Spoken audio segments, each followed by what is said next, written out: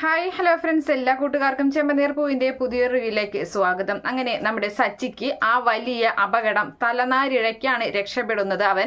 എന്തായാലും അവൻ അതിനേക്കാളും വലിയൊരു അപകടത്തിലേക്ക് അവൻ ചെന്നപ്പെടുകയാണ്. നമ്മുടെ ദേവ് സ്നേഹിക്കുന്ന അരുൺ എന്ന് പറയുന്ന ആ പോലീസുകാരൻ അവിടേക്ക് നിൽക്കുന്നുണ്ടായിരുന്നു. അപ്പോൾ ആ സമയത്ത് അവിടെ അടുത്തുണ്ടായിരുന്ന ഒരു ബുള്ളറ്റിലാണ് അവൻ ഈ കാർ ഇടിച്ചു നിർത്തുന്നത്. കാരണം അല്ലെങ്കിൽ അവന്റെ ജീവൻ തന്നെ അപകടത്തിലാകുമായിരുന്നു. അങ്ങനെ ആ ബുള്ളറ്റില് വണ്ടി ഇടിച്ചു നിർത്തുമ്പോൾ അതിലുണ്ടായിരുന്ന ഹെൽമെറ്റ് തെറിച്ചു വീഴുകയും ചെയ്യുന്നുണ്ട്. അപ്പൊ അരുൺ അവിടേക്ക് വരികയാണ്, നമ്മുടെ സച്ചിയുടെ അരികിലേക്ക് വരുന്നുണ്ട്. അപ്പൊ സച്ചി പറയുന്നുണ്ട്, സാറേ എന്ന് പറയാ.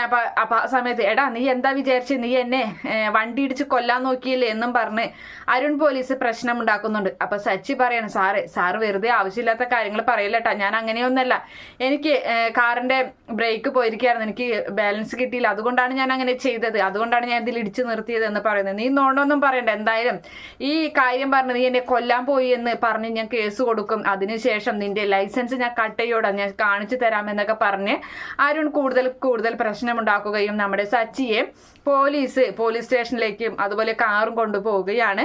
അപ്പോൾ വിവരം അറിഞ്ഞിട്ട് നമ്മുടെ രേവതി എവിടേക്ക് വരുന്നുണ്ട്. രേവതി സച്ചിയോട് പറയുന്നുണ്ട്, സച്ചിയേട്ടൻ അങ്ങനെ ജയിലിലിടാനൊന്നും പറ്റത്തില്ല, സച്ചിയേട്ടൻ അത്ര വലിയ തെറ്റൊന്നും ചെയ്തിട്ടില്ലല്ലോ എന്ന് പറഞ്ഞ് രേവതി സമാധാനിപ്പിക്കുന്നുണ്ട്. എന്തായാലും അവിടേക്ക് പോലീസ് SI വരുമ്പോൾ SIയോട് വിവരം പറയാണ്, സാറേ ഞാൻ കരുതി കൂട്ടി ചെയ്തതല്ല, എങ്ങനെയാണ് നടന്നതെന്ന് സത്യങ്ങൾ തുറന്ന് പറയുമ്പോൾ ദയവ് ചെയ്ത് എൻ്റെ ലൈസൻസ് കട്ട് ചെയ്യരുത് എന്ന് പറയുന്നുണ്ട്. അപ്പോൾ അതിനെക്കുറിച്ചൊന്നും ഇപ്പം പറയാൻ പറ്റില്ല, അതൊക്കെ ഉറപ്പൊന്നുമില്ല കാര്യം, എന്തായാലും താൻ പോയി നാളെ വായോ എന്ന് പറയുകയാണ്.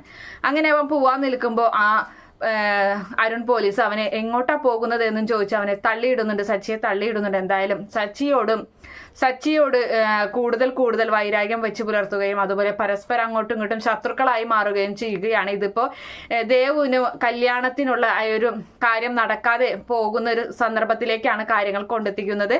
അങ്ങനെ ഒരു ഭാഗമൊക്കെയാണ് എന്തായാലും നാളെ കാണാൻ പോകുന്നത്. കാത്തിരുന്ന് കാണാം. ഈ റിവ്യൂ ഇഷ്ടപ്പെടുകയാണെങ്കിൽ ഈ ചാനൽ ഒന്ന് സബ്സ്ക്രൈബ് ചെയ്ത് സപ്പോർട്ട് ചെയ്യണേ. Okay friends, bye, thank U.